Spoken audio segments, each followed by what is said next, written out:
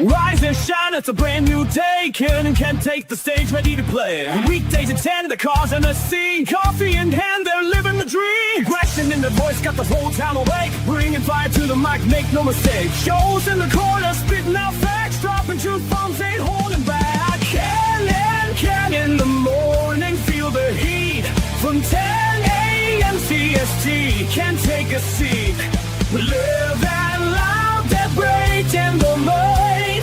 Can the bold. Light up your speakers, crank up the sound. They're talking about life upside down. Opinions exploded like a sonic blast. In the studio, they're built to last. With passion and grit, they engage and ignite. Every single week, they're a force can't fight. From sports to politics, This is a Huddle Sports Network broadcast. You can find us on Roku TV, Amazon Fire TV, Facebook, and of course YouTube. Get all your NFL news here first. Good morning. Welcome to the Friday morning edition of Ken and Ken in the Morning. We, of course, have a special guest with Joe and I today. We have Hoss coming in from the great state of Louisiana. Good morning, gentlemen. And good morning, Fred. What's going on? Glad to be back again. It's Friday. I'm free again. I got my motor running for a wild weekend, like he says, like George Stone says. Joe is looking for that next cup of coffee, it sounds like. Yeah. We're 4 weeks out from the draft. Yeah. And the Bears still don't have a stadium deal after another week. And I've seen zero news out of Illinois because they're in session and nothing on this Bears stadium. I have my take about that. Why? Well, why do I feel like this is like we're in a movie? Like at the very last second, they're gonna be like, "Oh, here, y'all can keep Soldier Field. Y'all get welcome back." Or is this actually gonna be in Gary, Indiana, which is basically like the Meadowlands of Chicago? Soldier Field's completely off the table, I think, because it's too small. It's the smallest stadium in the NFL. It's either going to be Arlington Heights or Hammond. The Hammond deal is done, signed by the governor of the state of Indiana. Ready for the Bears to accept it or say, no, we're not going to do it. Illinois, over 2 weeks ago, got a stadium thing pushed out of committee. They still have to debate it on the floor of their House and their Senate and vote on it, and then the governor still needs to sign it. And the Bears have set the bar very low. They said, look, we're going to pay for the stadium. You're just going to do the infrastructure in Arlington Heights and the surrounding area for the roads, the water, the electrical lines, blah, blah, blah. And we want our property tax to not be $200 million a year, which would be 20 times more expensive than any other stadium in the country. We are willing to pay. We want a fair, they're calling a locked-in tax rate. Basically, Wrigley Field, United Center, the Cell all pay about $3 million a year. SoFi is the most expensive in the NFL at $9 million a year. They want to be somewhere in there. That's how low they set the bar. We have a jack wagon this morning. Hold on, we got to take care of some business there. There is a jag off in the comments. Morning, Yinzer. So yeah, I mean, they set the bar low. I mean, it's easier for us to buy coffee and switch coffee brands and do all kinds of other crap than it is for them to do a simple, hey, here's a simple deal. Do we take it or no kind of thing. Speaking of coffee, Steve, if you're watching, we had a question because we were talking about the best coffee ever, Bear 6 Actual, from Veterans of America Roastery. Are you doing K-Cup yet? Was what Hoss was saying. I thought you were doing K-Cup, but if you're watching, if you could drop in the comments, because I know Steve watches quite a bit. Great coffee. Great coffee. Thank you. You're far too kind. I had the Jay-Z moment there with the Inzer there.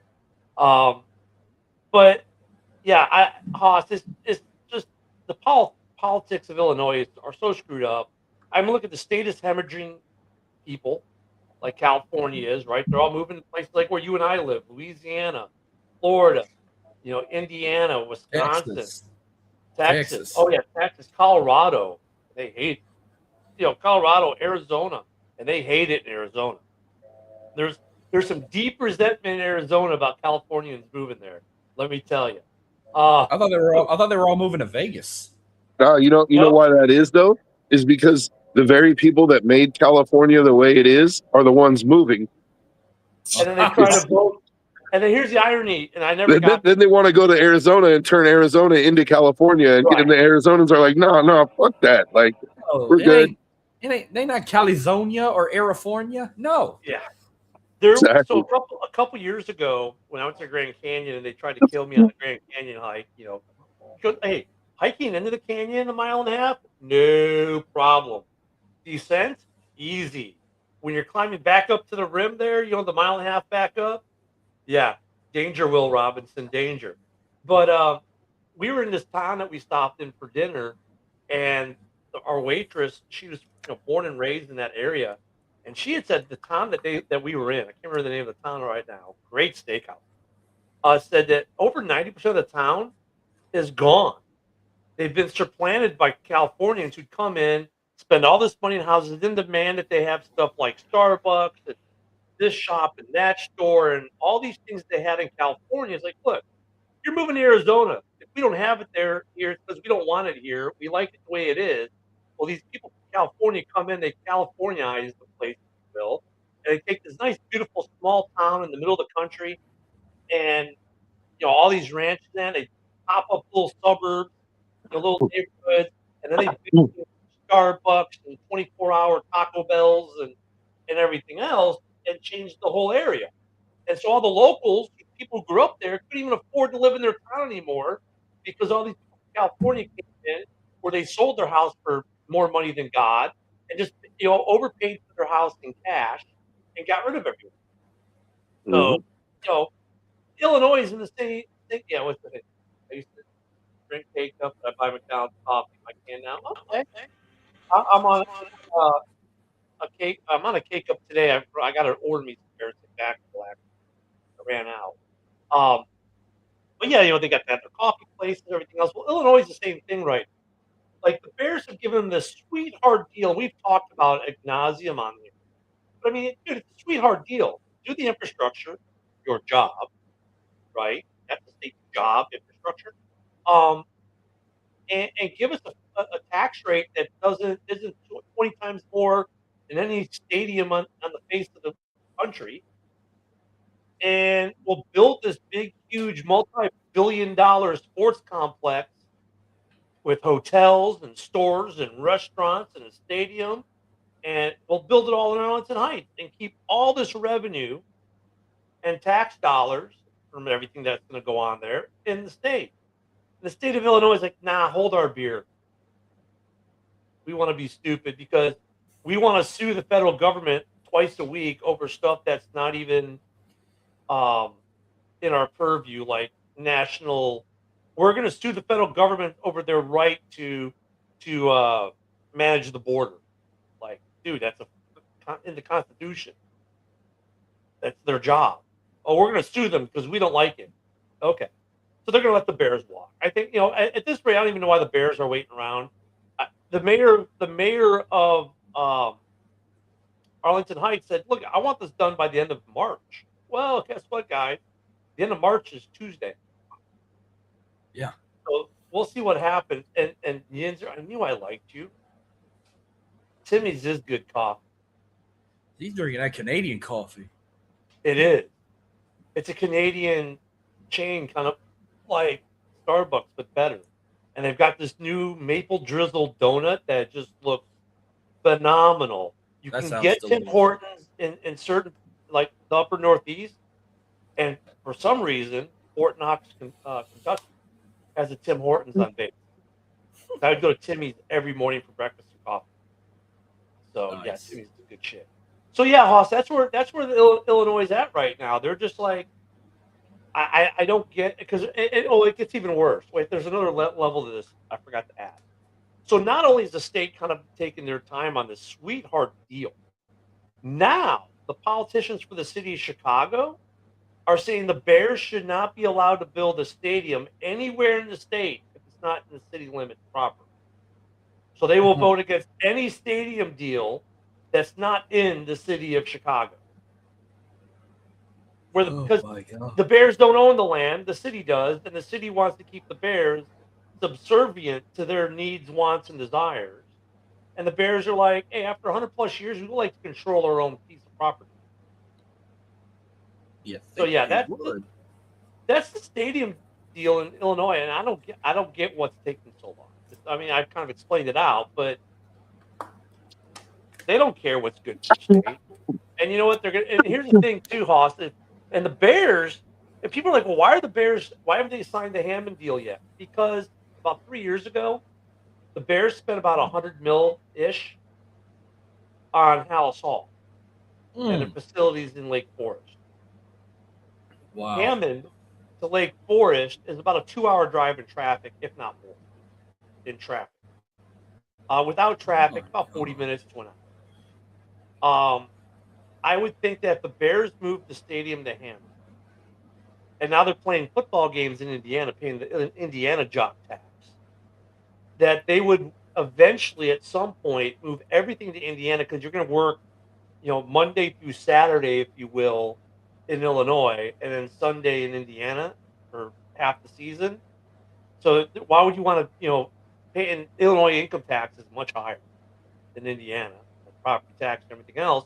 So I would assume that at some point the Bears are like, man, if we build in Gary, sure, we'll put on the brave face and say we're not leaving. They've said, well, we're not going to leave Hallis, but give it 5 years, and they'll leave, and Hallis Hall will move to Hammond, Indiana as well. So I think that's why the Bears are kind of hemming and hawing and letting Illinois play its little foo-foo games a little bit because they got $100 million+ complex in Lake Forest that they want to at least get their use out of before they abandon. Yeah. Crazy, right? Crazy. This is the way of stadiums now, though.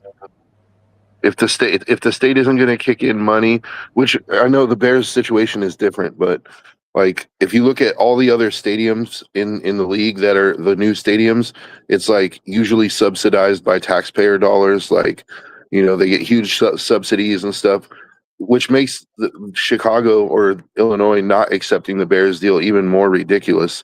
Because the Bears could have said, well, we'll just hold on to what, like we have $3 billion to build a new stadium, but we'll let you go ahead and pay for half of it. And, they didn't. They're like, no, we'll pay the whole thing. All you got to pay is the infrastructure. Like, look at Vegas. What happened in Vegas? Like Mark Davis, he was going to finance over. He had 70% of the stadium costs between NFL loans, and he was going to basically mortgage his shares in the team, right? Like he was going to use that as collateral for a loan, and Oakland said no. So then Las Vegas was like, hey, you need a $2 billion stadium. We'll give you 1.7, in taxpayer funds. Indiana said, hey, Chicago, if you want to build a stadium, we'll actually build the stadium. You can rent to own it, so you don't have to put the money up front. Just over the next 30 years, the money you pay us for the stadium is actually like just paying a house note. So at the end of 30 years, you're going to own it. So you're kind of buying it. People will call it rent, but in reality, the Bears are buying the stadium from the state of Indiana. But Indiana is going to pay up all the upfront costs and just kind of do a mortgage with the Bears, if you will. So, I mean, but look what happened with Cincinnati with their stadium deal last year. They got the state to pony up like $100 million, a couple $100 million to refurb, what's that stadium? Energy Stadium, whatever it's called. Highmark is going to open this year for the Bills. Did the Bills pay for all of it, or does the state pay for any of the new Highmark? I don't know. I think the state might have paid. But yeah, it's a sweetheart deal the Bears are offering. Fred, I want to get to Fred's comment real quick because I knew someone was eventually going to bring this up. Why is Caleb trying to do anything with the trademark, the Iceman? Well, it's very simple, Fred. Merchandising. Trademarks equal money. And if no one else has trademarked it yet, then guess what? Smart business on Caleb, right? Was a former NBA player came out and said, well, they used to call me the Iceman in basketball. Cool story, bro. Did you trademark it? Because if you didn't, he can't be the Iceman. I was the Iceman in the NBA. And Did you trademark it? Cool story. You know what I mean? Marketing, man. And Chuck Liddell. Yeah, Chuck Liddell, but did he trademark it? I don't think so. And then you could also trademark it specific to NFL merchandise. So, I mean, like Fred, you should trademark your name. Rather be fishing, Fred. Trademark that shit, or I'm going to trademark it and sue you for using my name. You could be paying me. That's right. Fred's going to start paying me from the truck. I'm curious to ask Haas. You think the Saints are going to take Jeremiah Love, or do you think they're going to try to go for Ruben Bain? They're not going. I think they're going to go after like a wide receiver now that they signed Travis Etienne. Now we can say his name right. Now that they got the running back, I think they're going to go pick up like Carnell Tate or something because they're going to need a wide receiver. And then after that, I think they're going to focus on defensive players like a safety or something or cornerback because they already got their linebacker. They got Caden Ellis back to replace Demario Davis. Now they got to find somebody to replace Alontae Taylor and hell, maybe somebody to replace Cameron Jordan since he's now a free agent. Yeah, Are they going to get rid of Olave? There was rumors that they were going to get rid of Olave. No, he's still under rookie contract. He got drafted in 22, so I think he might have one more year left of his rookie contract, and then we'll see where it goes from there. But at least he's not as injured protocol like Tua, where I think his last injury was something to do with his like hamstring or something, or even his elbow, but not. I mean, NTN was a huge protocol.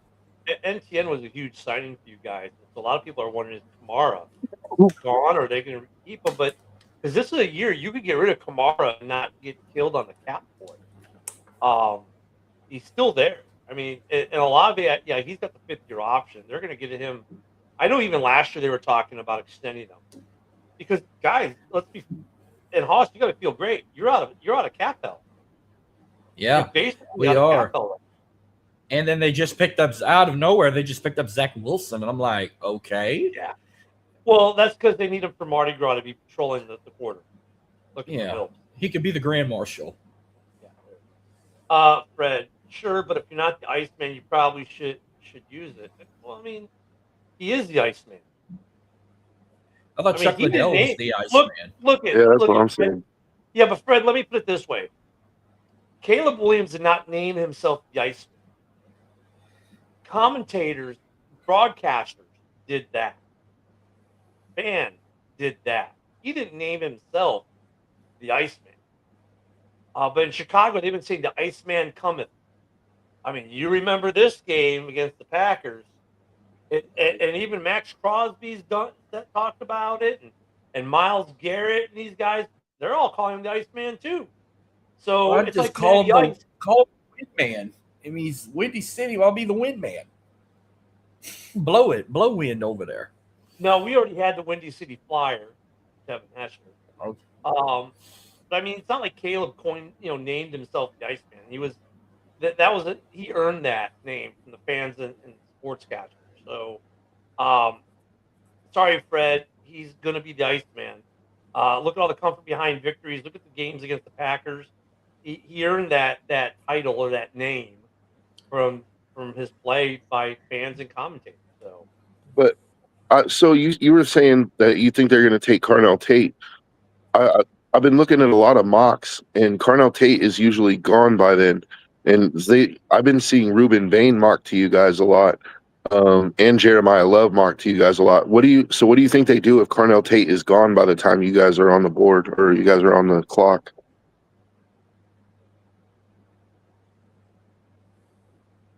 Oh man.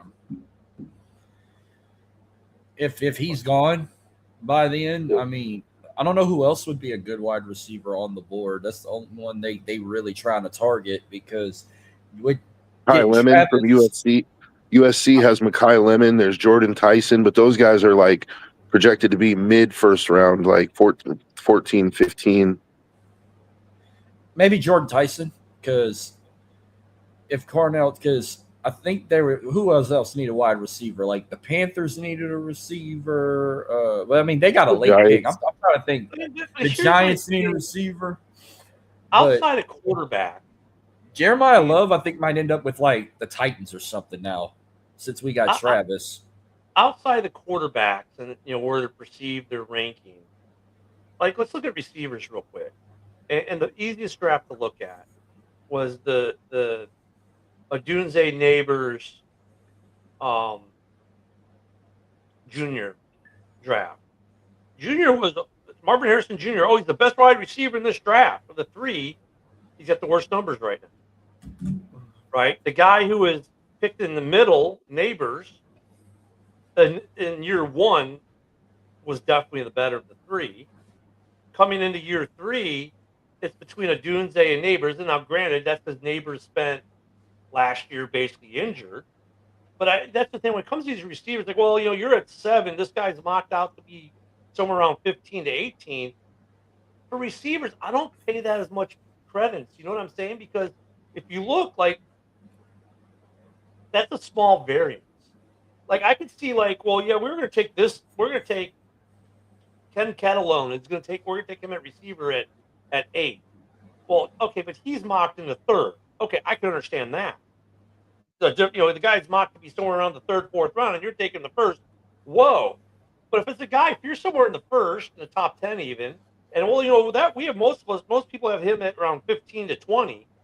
Like, that's not really a huge drop off, if a drop off at all. It's, like you're talking like the degree of difference might be 1/10 of a point in their scoring system. These guys in the 1st round, especially in the top 2/3 of the 1st round, like from their first receiver taken to the last receiver taken in the 1st round, sometimes there's no difference at all besides what people just happen to feel that day. So, like, if they're going to take that, one of these guys, like, well, yeah, but a lot of people have a mocked at 15. Is that really like one of those things where, like, we have to go, oh, yeah, maybe we should relook that? Or is the variance at these position groups so minute between the first guy you're going to take in the round and let's say the 3rd guy that position in the round? And I think that variance is so minute and almost irrelevant at every position except for quarterback. It makes sense, but I think there's tiers to players, right? And I'm not just talking about receivers. If you have a top 10 pick, you can get one of the blue chip athletes in the whole draft.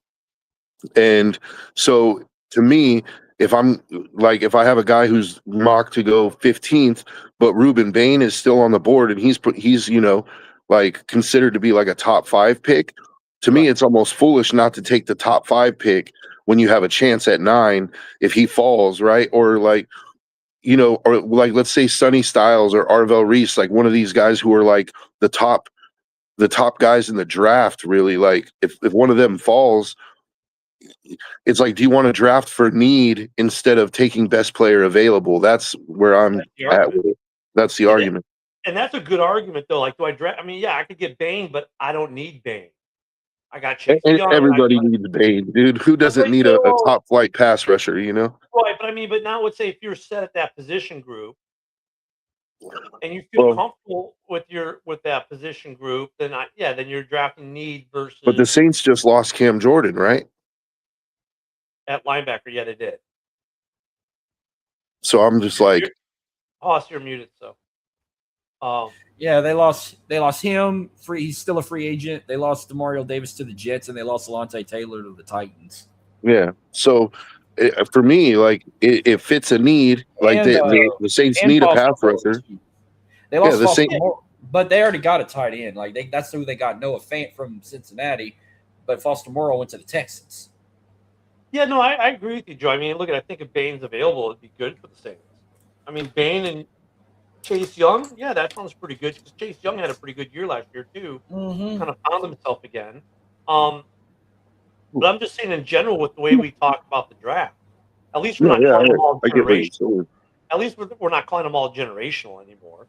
But I mean, the draft for me this year, I'm not as much into the draft this year because honestly, I think I'm just over a lot of the draft hype that we've been getting. And then, honestly, like, okay, let's look at the wide receiver group again last year. The Packers take Golden in the 1st round. The Bears take Luther Burden the 3rd in the 2nd round, about 10, 15 picks later. Which guy was better last So I mean, I'm kind of at that point. Like the draft is, I'm back to where I used to be years ago on the draft. Like the draft is fun and all. It's a fun day to see what we're drafting and what positions we're drafting and who your future stars could possibly be or who your new guys are that you're getting basically for free that you're not, spending 50 million a year on. That's still fun, but I'm out on the hype machine for the draft. Does that make sense? Like I'm out on that and overhyping these players and digging into these guys. It's like on one level it was fun, on another level it's just exhausting because you get these people getting these knockdown, drag out arguments about, well, Ruben Bain is better than this guy, or better yet, let's look at Kyle Orlovsky right now with this.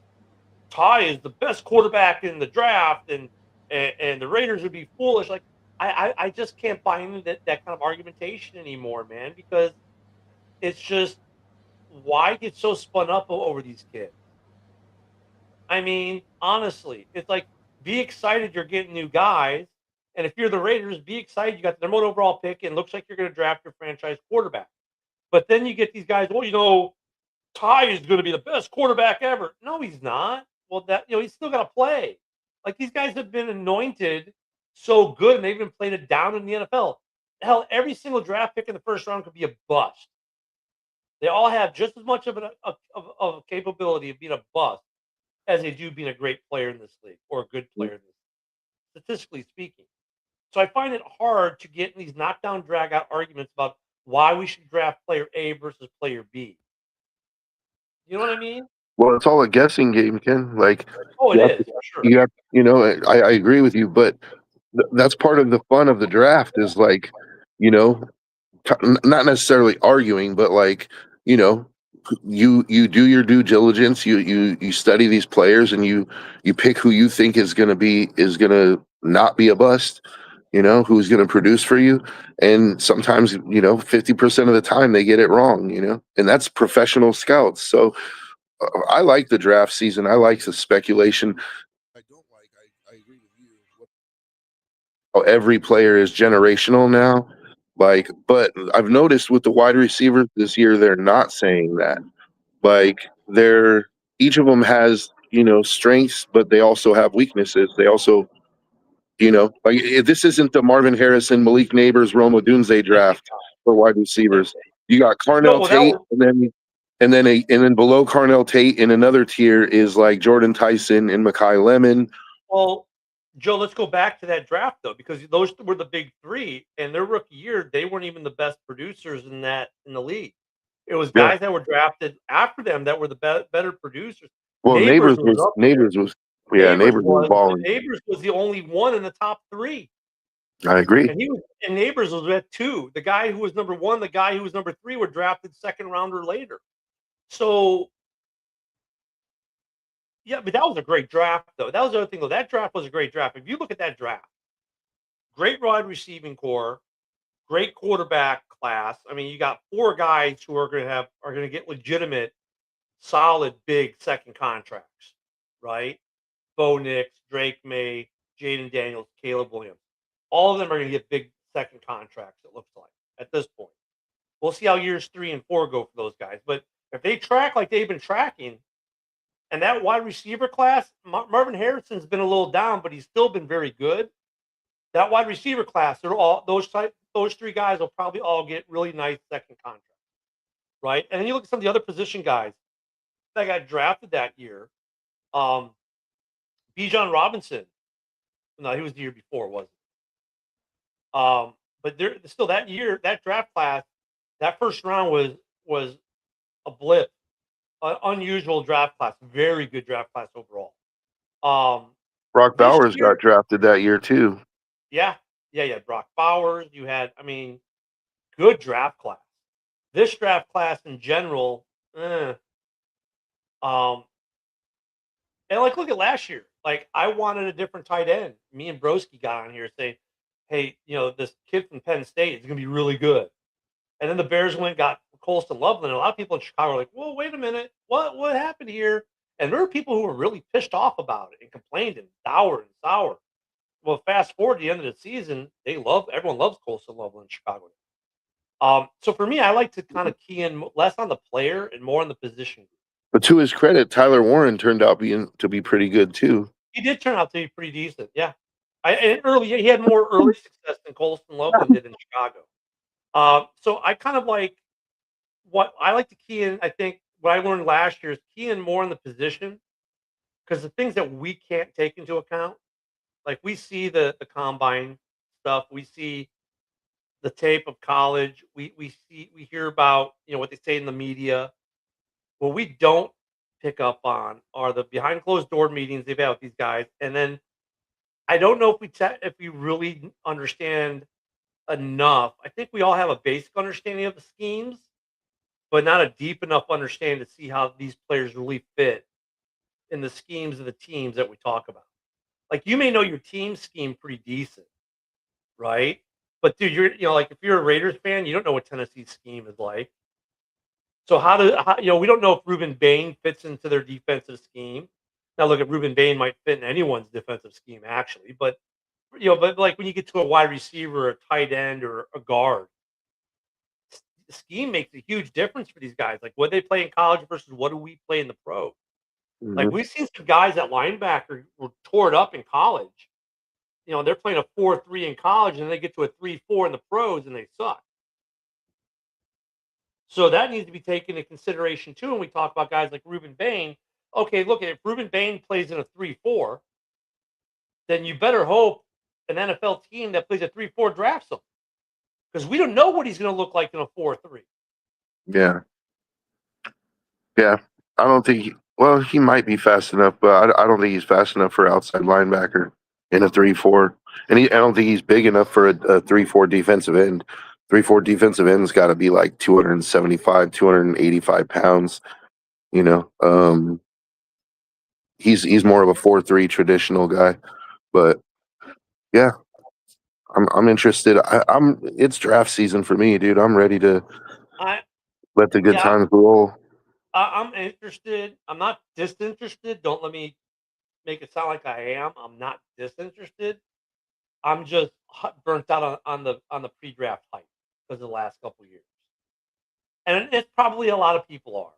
And there's some people like JB who will never be disinterested and will do freaking mock drafts from the day the season ends till the draft. It's fun on a certain level, but I'm not going to get butt hurt. You know what I'm saying? If my mock ends up being trash. Oh wait, it's been trash the last couple of years. I think I've gotten 2 players right, which hey, it's still not bad. What I'm looking forward in the draft is I want to see. I think what like we've had guys like Brock Purdy, 7th round guy, Kyle Manon guy, 7th round guy. I want to see these 5th, 6th, 7th round guys that we know nothing about. I want to watch them next year. Those are the guys I'm actually interested in, because look at what's happened in the NFL. Look at the NFL the last couple of years, guys. There are a lot of these late round guys and undrafted rookies who are making huge impacts on teams. Yeah. You're muted. Austin, you're muted. You look like you were going to say something. Oh no, I was laughing watching shit. Hey, in fact, the Bears brought back Jack Sanborn, another one of those undrafted free agent rookies from his rookie year. He left, went to follow Flus down to Dallas for a year. Now he's back in Chicago. But in some ways, those guys are more interesting to me than the 1st and 2nd round guys. So, Haas, what do you think about Tyler Shug? Like, do you think that you've seen enough from him that he's the guy that you build around, or do you? I got asked this last night on Rav, and I'm gonna say what I told him last night. He only played enough where we can rely on him to be that guy, but I felt like if he'd have got to play a whole season instead of just half a season, like if he'd have been starting week 1, he would not only would have been rookie of the year, we would have known he's the guy to take us to the promised land. Now, I don't compare him to Drew Brees' first year, because Drew played an actual whole season his first year and brought him to the NFC Championship, where Tyler Shug would have played a whole season. He'd have been good enough to be rookie of the year and get us in the playoffs. But with what I saw, I mean, just find the missing weapons you're looking for. We got our new running back. Go draft another wide receiver and find some more DBs, and then we got, because I feel like the offense is already good enough. Just might need one more receiver. But with what I saw, especially when I went to that Jets game back in December, oh yeah, Tyler Shough, he was the missing piece we needed after Drew Brees left. I mean, the Saints were look last year when we came to the season, we were all like, "Well, hell, Hoss, you even had the paper bag." You know, I mean, I wore it for Radler, especially, and I still got that paper bag ready for next year. I mean, they weren't an easy out though. Overall, they weren't a terrible team. They weren't an easy out. No, they were a scrappy team. They were a scrappy team. I just wonder though when we look at like Tyler Shough and we look at some of these young players, you know, and he like the Hoss said, I wish he would have gotten a whole season because maybe we'd know better. But like I think we force our GMs as fans. We almost force the GMs and coaches into decisions without the proper amount of information. You know what I'm saying? Like look in some cases it works out. Jordan Love's worked out for Green Bay. They had 1 year of information and then had to make, okay, do we sign this guy to a huge contract or not? Right? Now look at the Saints don't have to worry. They can say, well, look at based off what we did see last year in his rookie campaign, he's gonna be our starter this year. But if he bolos out, you know, at least they're not into him for $50 million a year. I mean, you know, but then with the fans, I think the fans overinvest. Like I think any fans like that. Yeah, it's not across the board. But like I still look at these young guys with a little bit of a grain of salt. Like even last year, I wasn't going to bet the farm on Caleb, but I felt good about Caleb. You know, like I thought, I think Caleb's going to be the guy. Let's see how he does. You know, let's see how he improves. I expected there to be some drop off. There was a little, a few more picks, right? Last year they did the year before, but there was also a huge uptick in other areas. So, like with Sugg, I mean, now being year 2, now you got the whole thing. Like we said yesterday, Joe, there's tape. It's going to be interesting to see how he is in NOLA. And if the season doesn't start out well, what the fans are going to be like with him. I think the fans are too quick to say, oh, give him the hook. I think you guys should start him the whole year. Good, bad, or different. Yeah. He showed me like I didn't get to watch a lot of Saints games last year, but the ones that I did get to watch, like I saw enough to say, okay, this dude, you know, and I was kind of high on him coming out of the draft anyway. Like I felt like he was a guy who he had huge boomer bust potential, you know. Like I was like, this guy, he doesn't look like a sure thing, but if he hits, he's going to be really good.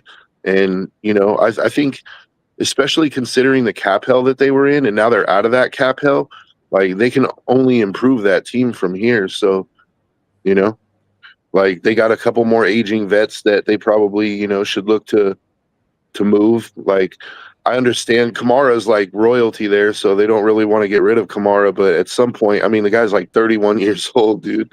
And he's making a lot of money for a running back. So at some point, you probably should think about it. But if they want to run it back with him this year, like, and they got ATNs or HN, that's how you say his name now.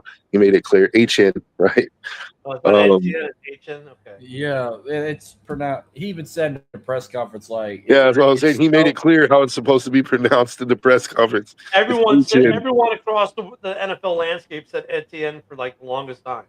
Now it was Clemson. A big contract is like no. It was Clemson who messed it up. Like he even tried to get him like, hey, this is how you pronounce it, but they kept saying Etienne, and then he just went along with it. Well, now that they picked him up and we're finally getting that back, like, okay, we can stop living in the Twilight Zone. We can finally say it the right way in HN, and he changed it.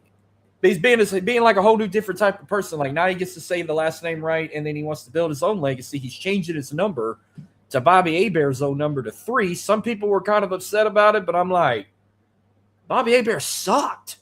Like he has a chance to make that number relevant. Like Bobby Hebert wasn't that damn good of a quarterback.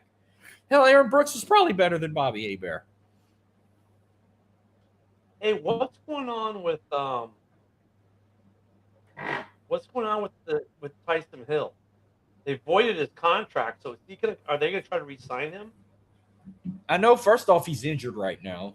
So he's put on IR during the offseason, but hopefully they can work something out because, like I mentioned, that Jets game embraced him to be like the only player in NFL history to have over 1,000 yards in passing, rushing, and receiving.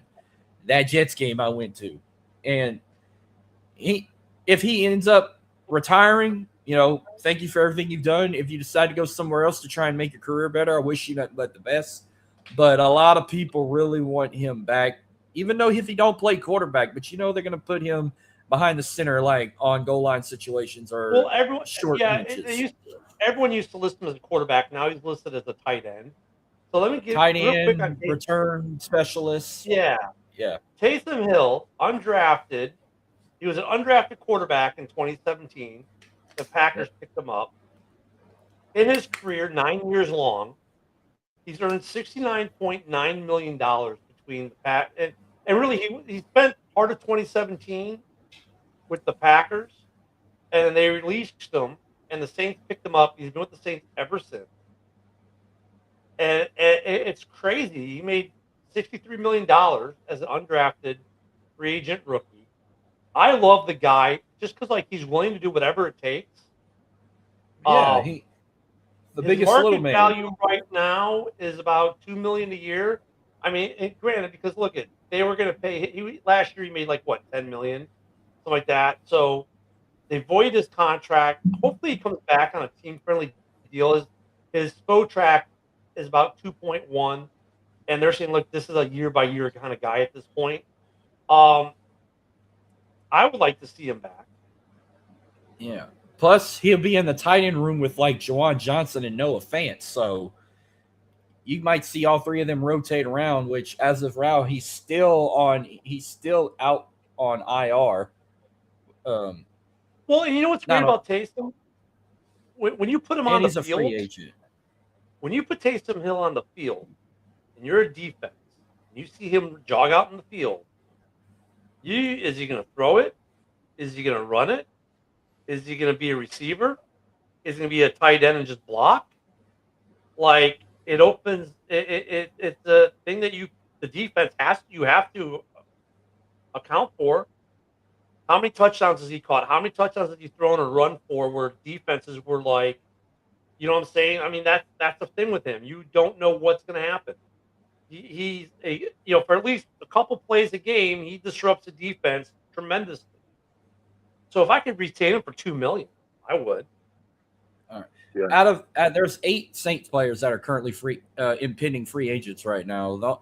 Out of him and Cameron Jordan or even Dante Pettis, I don't see any of the other ones potentially coming back from Ugo Amadi, Jonathan Bullard, Michael Davis, Mason Pleen, and Landon Young. I don't see them coming back. I see them probably going somewhere else, except Taysom, Cam Jordan at 37, Dante Pettis, and maybe Cameron Jordan. Hill 36, Demario Davis 37, Cameron Jordan 37, all voided this year. Mateo, of course, retired. Derek Carr retired. They're still taking a cap hit for him. Even though Derek tried to come back and no one wanted to pick up the phone and call him. I mean, your dead cap this year is quite substantial.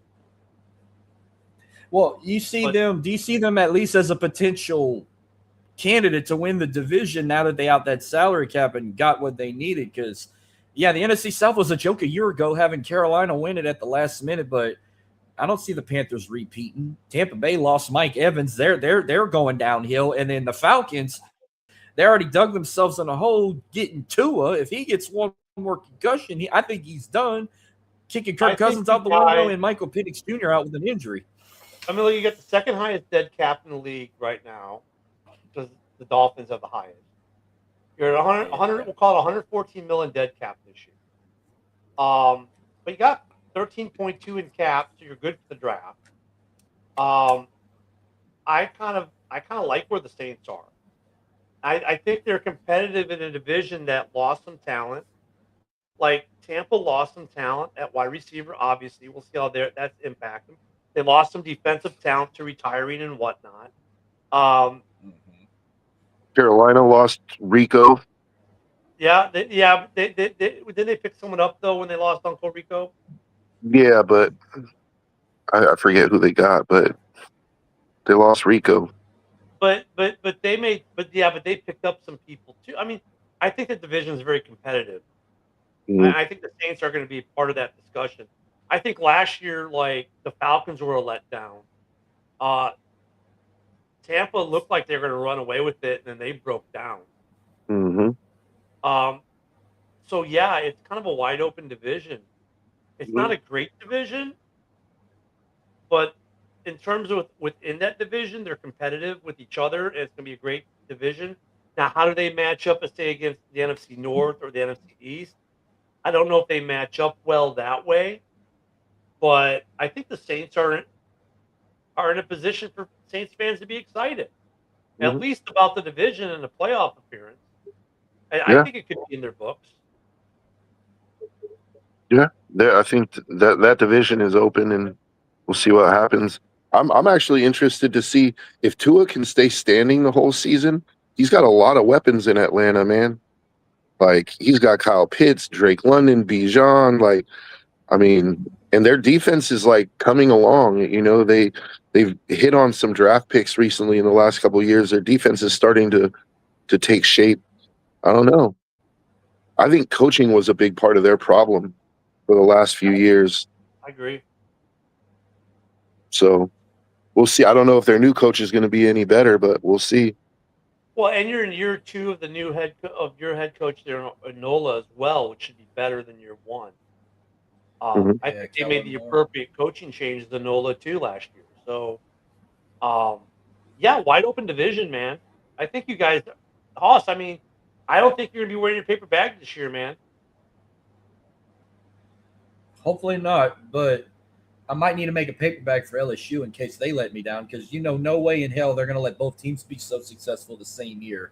So if they're people are now more relying that the Saints have a better chance now getting Travis back home than and Tyler Shuck finding his piece than Lane Kiffin's first year because he still ain't trusting Lane Kiffin right now. Hey, we don't know the schedule for home games and such yet, but Hoss, we might actually have to make a trip to the Dome. Maybe go take a game. Yeah, I got exactly because I know Rich and them were talking about they want me to go to the Dome when the Saints play the Steelers. So that's another one I got on the list, and I'm waiting to see where they're going to end up playing the Raiders because that was another game I was interested in going and see. But we wait to find out what home game they're sacrificing in Paris because they had an extra home game, but we knew they were going to play in Paris. Oh, that reminds. So we don't know which one. I'm hoping it ain't the Steelers or the Bears. No, that reminds me. Thank you for bringing that up. The NFL announced the Melbourne game. The Rams and the 49ers are going to play their game on September 11th in Melbourne, Australia. Oh, that's a long plane ride, dude. 1 o'clock what time for them? 1 o'clock in the morning? Well, it's going to be a Friday game. It's going to be on Friday. Is that the only game I heard on 9/11 is the Subway Series? And they're saying it's their season opener. Is that the season? That's the season, not the Seahawks. Not the Seahawks. No, wait, that can't be. Wait. No, that's Seahawks. Never mind. I read that wrong. Well, I read the wrong headline there. Sorry. Because I was gonna say they gave Brazil week 1. Remember the Eagles and the Packers. This is going to be September 11th. What week is that? That's going to be week 1. I'm gonna assume that usually the NFL kickoff is that Thursday, so September 10th will be Seahawks opening up with whoever, and then the next day, and then Friday's that international week 1 game like Brazil. Yeah. So that's kind of crazy, but why do I feel like it's going to be a 1 a.m. kickoff? Well, they're calling it the first regular season NFL game. Oh, in Australia. September 11th they're playing Australia. It's going to be at 10:35 a.m. local time. Friday. Oh, wait a minute. No, it is going to be the first game of the season. It's going to be at 10:35 in the Second? morning local, which is Friday.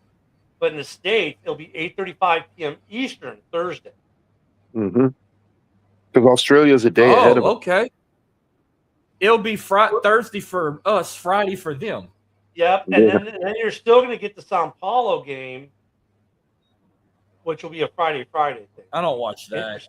I'm on the sidelines coaching my own football team while that always happens. I've never caught the Brazil game unless if we're just finishing up, and I'm in the locker room pulling my phone out, looking at a score on YouTube.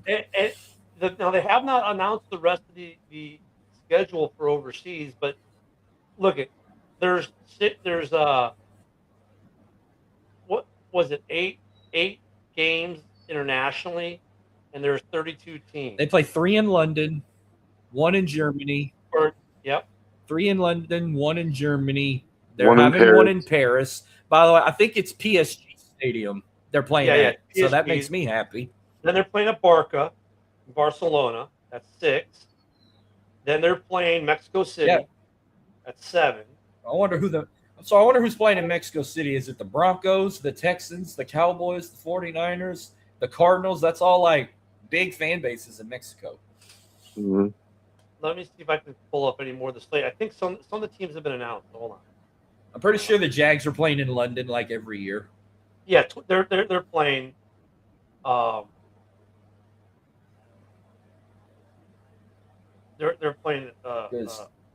The Okay, network so I used to be on. So the schedule for the upcoming. This is what the NFL has announced. Let me open it up. I know the Jags own their own facilities in London. So okay. So for the London games, right now you've got the Jags have 2, the Commanders have 1. Mexico City is a to be determined against the Niners. Paris is the Saints against someone. Munich is going to be the Lions against someone. Madrid is going to be the Falcons against someone. Rio is going to be the Cowboys against someone. And the only game that's been Well, they fully leave the announced Cowboys is in Melbourne. Brazil. Melbourne is going to be the Niners and the Rams. So here's the thing: you've got 1, 2, 3, 4, 5, 6, 7, 8, 9 international games, right? But we'll say 8 because, you've got 9 international games and 32 teams. Odds are, if you didn't travel last year, you're traveling this year. The outlier is always going to be the Panther or the Jaguars because they usually play 2 games in London because they own their own facilities there because their owner owns a team in the Premier League. Now the Niners are playing in Mexico City and Melbourne. Now is Mexico City though really an international game in terms of the travel hardships? No, it's in the same time zone. It's like it's probably a shorter flight for them to go to Mexico City than it would be to go play the Commanders. I need to get your take on this. I know I'm okay with them playing in certain cities overseas, like from like London to Barcelona, Paris, and all them, Germany.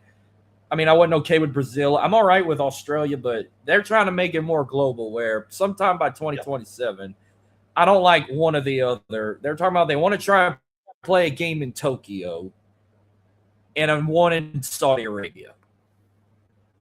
So No. Tokyo That's a no makes for me. sense.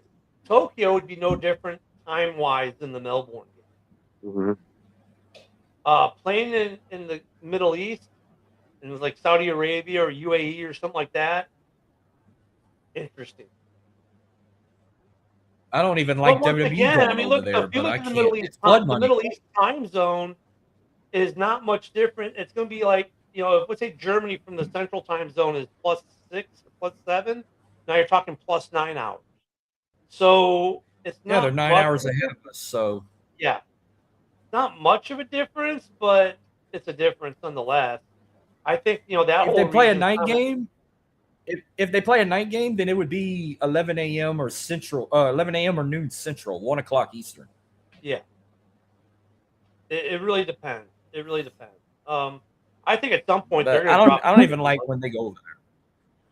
I don't even I think like when they're- WWE goes to Saudi. Yeah, I just I don't know. The Melbourne game is a bit. It's far. Yeah. Um, so before we go, I wanted to ask Haas, since he's not on the show all the time. Like you said that the Saints play the Raiders this year, and that was a game that you were trying to go to, right? What do you think about the Raiders' offseason moves so far? And if like, do you like Mendoza as a draft prospect? Like, what do you think about that? I feel like Fernando Mendoza's like on the same boat as Joe Burrow. Like it's meant to be. Like with the season you just had, you are destined to be the number one overall pick. So whoever is on the clock first, that's where you're going. So when I saw he won the Heisman, won the Natty, I said, "Oh, he's going to be a Raider." And when I saw the Raiders were on the schedule, I said, "I would love to see Fernando Mendoza play in person in the Superdome, even if it's a Tyler Shuck in the Saints." Because I have all the respect for Mendoza. It's like I respect him. I love his story. I think he's going to be a great fit for the Raiders in the NFL. And you got him and Ashton Jenney together. I love Ashton Jenney from Boise State. So yeah, that's a match made in heaven together. A good pairing. Mendoza and Jenney, you should be blessed to have them two on your team if y'all make the call, which we know it's locked in. We know y'all get Mendoza. Or there's going to be riots in Vegas, like I could in Oakland. I could say that, like they better take Mendoza. But what about the free agency moves the Raiders made? Like went out and got Tyler Linderbaum, they got Nakobe Dean, Quay Walker, Jalen Naylor. What did you think of those moves? I compared the Raiders' grade of free agencies the same level as the Saints. I felt like those were two teams that had a great success in free agencies, and I gave them both like an A-B grade. Hey, real quick, just for the Bears fans out there, the only shot the Bears have at an international game this year by opponents that were playing away games.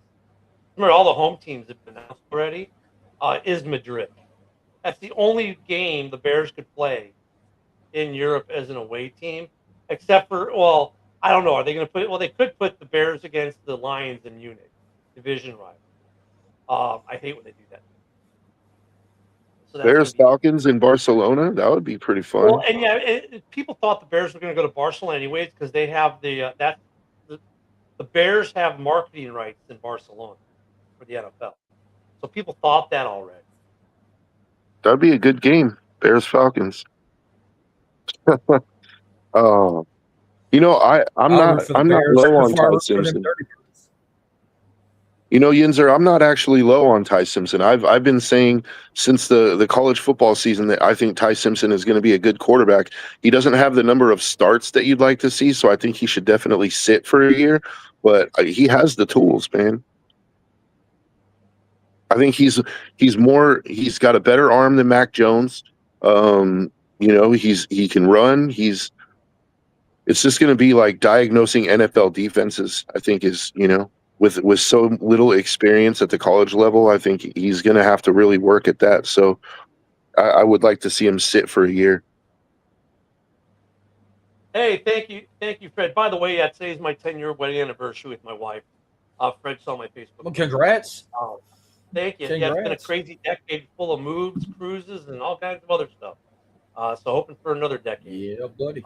Crazy fun with my wife. Yeah, we're about out of time. Hey, Haas, thank you for being here today. Definitely come back and join us anytime. You're always welcome. Where can people find you at real quick? Because now that your X got hacked, yeah. What's the new X? 30 South ENT _. It was my On the Go's X. I just renamed it that because I'm now a part of the Hack Club on X with you and Rav, so that makes 3 of us. Yep. Great weekend, guys. Let's see if something that pops this weekend. Joe and I will be back Monday. Thank you all for being with us. Enjoy your weekend. The warm weather's coming back. Time to hit the pool, hit the hot tub, go hit the beach, especially if you're like me or Haas and we're close to the Gulf of America. Go have some fun. Enjoy your spring break. We'll see you all back here Monday, guys. Thanks. Have a great weekend.